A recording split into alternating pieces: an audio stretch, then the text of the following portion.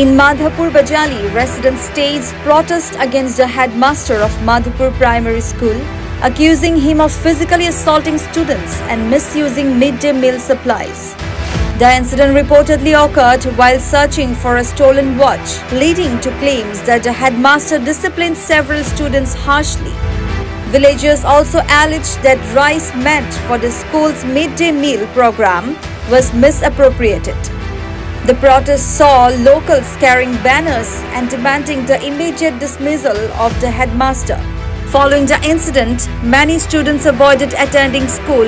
citing fear of further harm. Madhabpur প্রাথমিক বিদ্যালয়ের head প্রধান শিক্ষক নবীন চৌধুরী তেখেতে মানে প্রায় মানুহবিলাকক স্টুডেন্ট মোটামুটি 5-6 বছর হব তেখেতসকলক মানে বয়কে মানে হাৰাশাস্তি কৰে মানে খুন ওলাই দিয়ে তেজ ওলাই দিয়ে পিছত আমাৰ যোৱা শনিবাৰৰ ঘটনা এজন ছাত্ৰই মানে এটা ঘড়ী লৈ আহিছিল পিছে ঘড়ীটো মানে ক'ত বা হেৰাইছে ৰাস্তাতে হেৰাইছে না কি তেখেতে মানে সিদ্ধান্ত নলকে মানে ধৰক ক্লাস 4 আৰু 5 স্টুডেন্ট কিটাক পুৰা মানে বেয়াকে মানে মাৰিছে এনেকুৱা মাৰিছে মানে তেজ ওলাই দিছে কেদিনমান আগত এটা ছাত্ৰক মানে মূৰত পুৰা তেজ ওলাই দিছে আৰু তেখেতে মানে ধৰক যেনেকুৱা আমাৰ মধ্যভোজন আছে মধ্যভোজনৰ নামত খোৱাটো আহে তেখেতে এক সপ্তাহ 3 দিন মান খোৱা দিয়ে আৰু ধৰক এজন ছাত্ৰৰ কাৰণে এটাকে কণী আহে তেখেতে হেৰি কৰে মানে 8টা কি 5টা এনেকুৱা কণী আনি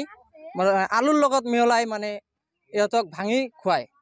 তেখেতৰ মানে ইয়াৰ নামত বহুত অভিযোগ আছে গতিকে আমি ৰাইজে বিচাৰিছো তেখেতক ইয়াৰ পৰা সাসপেন্ড কৰিব লাগে আহিলে মানে